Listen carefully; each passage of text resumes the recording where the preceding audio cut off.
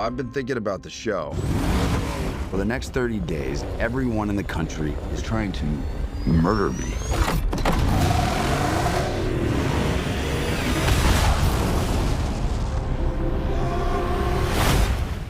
And that's crazy, right?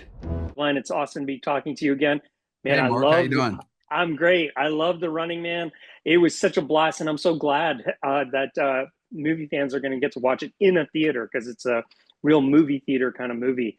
I'm going to get the hard question out of the way first. How did Brisket enjoy shooting this movie overseas in Bulgaria with you? I gotta say, the crew took really good care of Brisket, so much so that our costume designer, Julian Day, designed a Running Man suit just for Brisket. I should post a picture of that. That's actually a very funny. Brisket looks great in a Running Man suit. I don't know how long he'd actually survive on the show. He's made for he's too cute to be on the most lethal game show of all time, but he looks good in the suit. You definitely got to post that. I think The Running Man was the first Stephen King adaptation I had seen on VHS back in the 80s, late 80s. Glenn, what made you want to tackle this adaptation?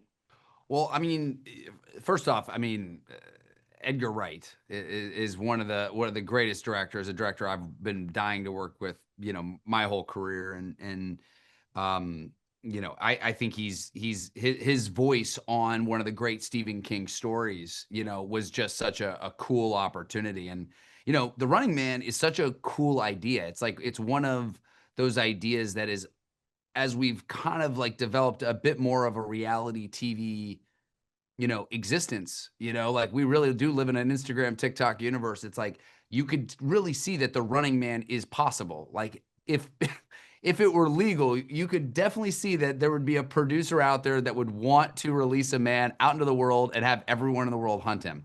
Because unfortunately, in the day that, the age that we live in, if there's followers, if there's an audience, somebody's going to make it. Right. And the reality is, I think the craziest part when you watch this story, Stephen King wrote this book in 1982.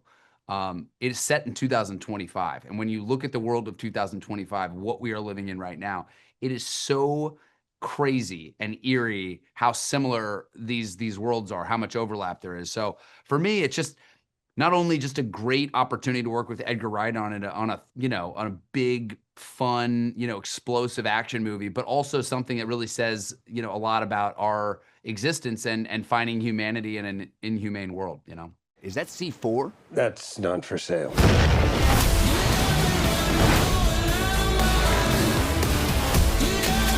Don't you get it? This game is rigged. Did you seek out Arnold's advice or get his blessing, or how did that work? I didn't even know you guys worked together on Expendables 3. Yeah, Arnold and I, shared Expendables 3 together. It's funny. I got to screen the movie for Arnold last night, which was so cool. I mean, Edgar and I, right afterwards, just like, Arnold loved the movie, like was upset, just couldn't stop talking about how great the movie was. And just, he didn't really get an opportunity to really adapt Stephen King's work, because of the nature of just like the complexity of how to shoot this movie. Stephen King's book is about, a man who's released out into the world. The entire world is hunting this guy. Obviously, with a road movie, with a movie where, the stakes are that big and the world is that big, it's a very complex movie to shoot. Arnold's version in 87, they didn't, sort of have the resources to do it in that same way. So they had to sort of isolate it to a studio.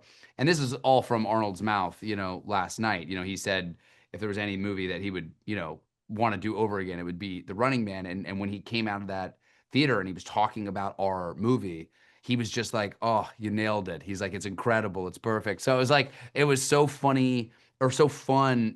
Edgar and I gave each other a big hug afterwards because to get the blessing from the big man was as cool as it gets. Man, that's amazing. You've done a lot of physical movies, obviously Top Gun Maverick, Twisters, recently Chad Powers. Is this the most physically kind of demanding role, Ben Richards in The Running Man, that you've taken on? Yeah, I would say that, with Chad Powers, obviously there's the highly technical element to it. Obviously, you're absorbing hits, and you're playing a football player. I would say being a quarterback is the most technical position, in sports probably. And in this one, it was less technical. It was more about absorbing abuse. When you're the guy who, like, the fun part about this movie is you're in Ben Richards' perspective the entire movie. Every step of this journey, you're watching a guy, danger is around every corner. It's life and death, stakes at every single moment. So I knew the gauntlet that I was going to have to go through. No one has ever survived The Running Man. It is a zero survival rate show, and he is signing up for essentially a death sentence where the entire world is trying to kill him. So that's going to be a gauntlet. That's going to be tough. So it was less technical and more just making myself a tank so I could just absorb all the hits I could take. Survive, and you will walk away with $1 billion new dollars. I always thought this was fake. Did your Mavericks co-star Tom Cruise give you any running tips? I mean, when you have Tom Cruise in your phone, the best thing to do is take advantage of that wisdom. He's got decades of wisdom of being the greatest action star of all time. And the best part about Tom is he's very generous with that wisdom. The guy always picks up. Always helpful whenever you need him to be. And I could not have gotten through this movie without him. What about that? There's one sequence. I'm not spoiling it for anybody, but you got to perform it in a towel, and it's a pretty intricate sequence. How did you keep it literally all together? I love the phrasing of that question. I had a wonderful costumer named Lyd who made sure the buttons didn't pop and the Velcro stuck. Because if we shot that scene in, I think it was -10 in Bulgaria. I was on the side of that building. So if the Velcro didn't stick, it would have been a bad day for everybody. Glenn, you've really mixed it up in your career. I mean, I think Hitman, I was at the Toronto Film Festival. It was such a great experience to see that movie. And then as well, there's Twisters, there's Top Gun, Anyone But You. I mean, so many great movies. But the experience you've had, I mean, you've been an actor for a long time before you broke out in Maverick. So what's your Hollywood experience kind of been like, and how have you navigated that sort of rise?